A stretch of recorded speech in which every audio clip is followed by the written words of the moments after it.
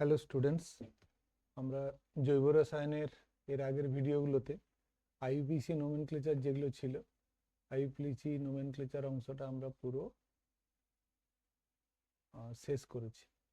তো যাই হোক, এরপর আমরা আজকে যেটা শুরু করব সেটা হচ্ছে সমাবয়বতা, ইংরেজিতে বলে আইসোমেরিজম। সমাবয়বতা, আইসোমেরিজম, এটা আমাদের আজকের পড়ার বিষয়। প্রথমে আমাদের যে সংজ্ঞাটা আছে, সংজ্ঞাটাতে আমি একটু পরে আসছি, কিন্তু তার আগে আমরা যেটা করব সেটা হচ্ছে এই সমাবয়বতার একটা এক্সাম্পল আমরা আগে করি। সবসময় কোনো সংজ্ঞা পড়ার আগে যদি এক্সাম্পলটা করে রাখি তাহলে আমাদের সুবিধা হবে। তো এখানে যেটা হয় সেটা হচ্ছে যে আমাদের আণবিক সংকেত একই, কিন্তু কার্যকরীমূলক আলাদা আলাদা। যেমন ধরো, তোমাদের এক্ষেত্রে খুব ছোট ছোট আছে C2H6O। তো এটা হচ্ছে এর মলিকুলার ফর্মুলা বা আণবিক সংকেত। তো এক্ষেত্রে আমরা যে দুটো গঠন সংকেতওয়ালা জৈব যৌগ পাবো C2H6O দিয়ে, তো একটা হবে, দেখো এরকম লিখতে পারি আমরা CH3CH2OH। দেখো হাইড্রোজেন 3 আর 2 5 আর 1 6, তার এর নাম তোমরা শিখে গেছো ইথাইল অ্যালকোহল। অথবা আমরা ওকে লিখতে পারি যেটা, সেটা হচ্ছে আমাদের CH3OCH3। এটা ওই মিথক্সিমিথেন বা অ্যালকোক্সিন ডাইমিথাইল ইথার। তাহলে এটা হচ্ছে ইথার, এটা হচ্ছে অ্যালকোহল। দুজনের কার্যকরীমূলক আলাদা আলাদা, সুতরাং দুটো আলাদা আলাদা। তাহলে দেখো এখানেও আছে, দেখো C2H6O। তাহলে এই দুটোকে আমরা এখানে বলবো পরস্পর পরস্পরের সমাবয়ব, আর এই ফেনোমেনন বা ঘটনাটাকে আমরা বলবো সমাবয়বতা। তো সেটাই লেখা আছে, দেখো আণবিক সংকেত একই, কিন্তু আণবিক সংকেত একই কিন্তু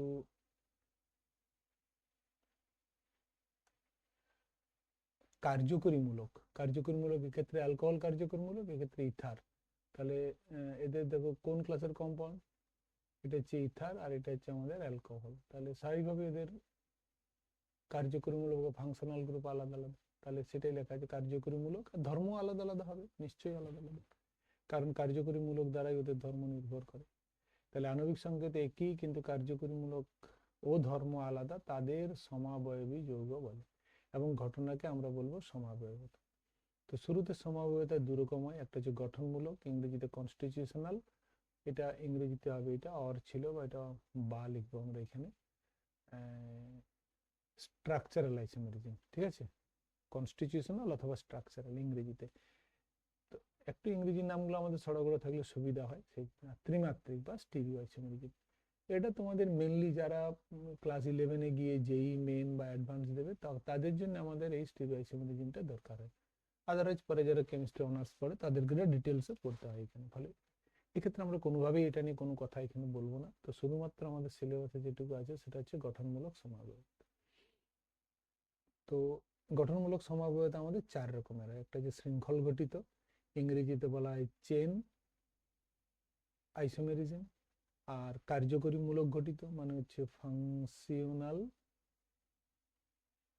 গ্রুপ আইসোমেরিজম। আর অবস্থান ঘটিত মানে হচ্ছে পজিশনাল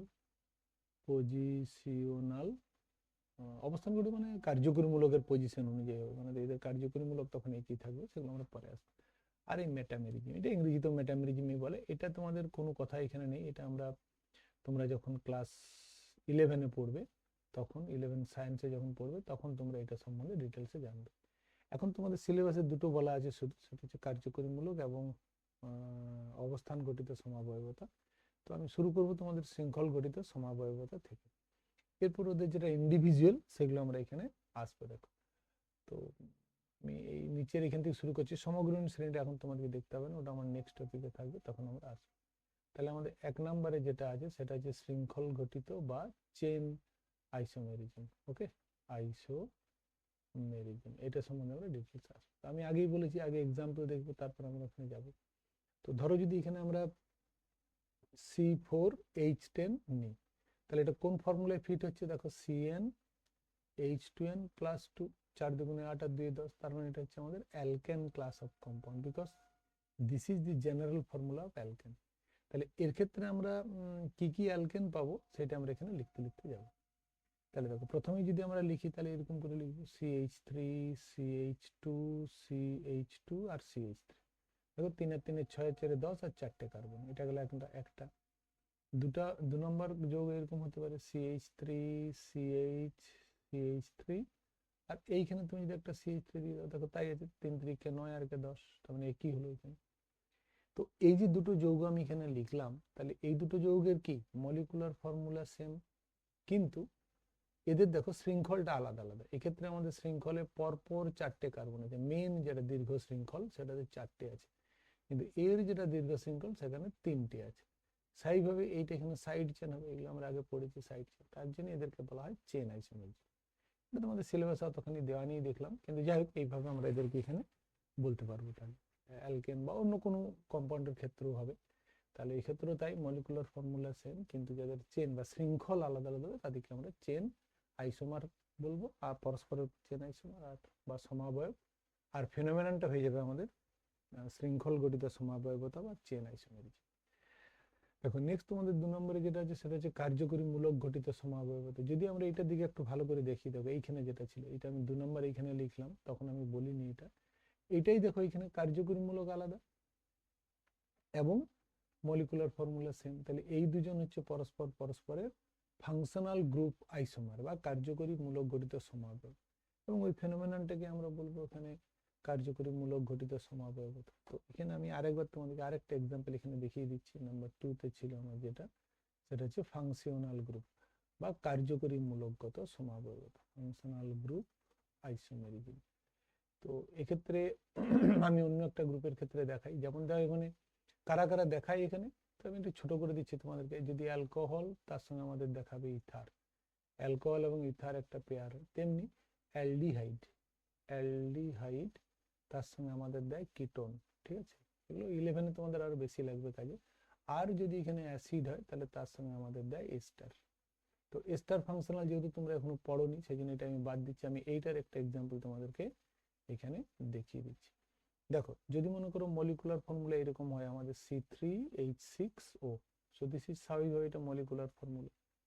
তো এর ক্ষেত্রে আমরা যে দুটো কার্যকরী মূলক পাবো, তো প্রথমটার ক্ষেত্রে আমরা এরকম লিখতে পারি CH3 CH2 CHO, দেখেই বুঝতে পারছি এটা অ্যালডিহাইড, 3 আর 2 5 রেখে 6 আর 3টা কার্বন, এটার নাম আমাদের হবে প্রোপিওন অ্যালডিহাইড বা প্রোপ-আন অ্যাল IUPAC। আর যদি আমরা কিটোন হিসাবে লিখি তাহলে দেখো এটা আমাদের হবে CH3CO আর CH3, তাহলে হলো C3H6O। তাহলে এটাকে আমরা এখানে বলবো পরস্পর কার্যকরীমূলক আলাদা, কারণ এখানে কিটোন ফাংশনাল গ্রুপ আছে, এখানে অ্যালডিহাইড ফাংশনাল গ্রুপ আছে, যেটা আমি এটার ক্ষেত্রে বলবো। তাহলে এরাও দুজনও, এই দুজনও পরস্পরের কার্যকরীমূলক ঘটিত সমাবয়ব, এবং ফেনোমেননটাকে আমরা বলবো কার্যকরীমূলক ঘটিত সমাবয়বতা, ঠিক আছে। তাহলে দুটো আমাদের হয়ে গেল। এরপরে নেক্সট আমার যেটা আছে সেটা হচ্ছে যে পজিশনাল বা অবস্থান ঘটিত, ঠিক আছে। তো অবস্থান ঘটিত আইসোমেরিজমটা বলতে গেলে আমাদেরকে এইটুকু অংশের মধ্যে আমার হয়ে যাবে আশা করি, সেটা হচ্ছে নাম্বার 3। এই টপিকটা দেখার দরকার নেই, এটা আমাদের অলরেডি পড়া হয়ে গেছে। তো নেক্সট আমাদের যেটা আছে সেটা হচ্ছে পজিশনাল বা অবস্থান ঘটিত, পজিশনাল আইসোমেরিজম বা অবস্থান ঘটিত সমাবয়ব। তো যদি মনে করি এক্ষেত্রে আমরা এই অ্যালকোহলটা এখানে লিখি, সেটা হচ্ছে ধরো C3 হলো H8RO, তাহলে এক্ষেত্রে আমাদের যে কার্যকরী মূলক যুক্ত যৌগটা হবে সেটা হবে এইটা CH3CH2OH। তাহলে আমরা কি দেখতে পাচ্ছি 1 2 3, 3 আর 2 5 আর 2 7 আর 1 8, তাহলে C3H8।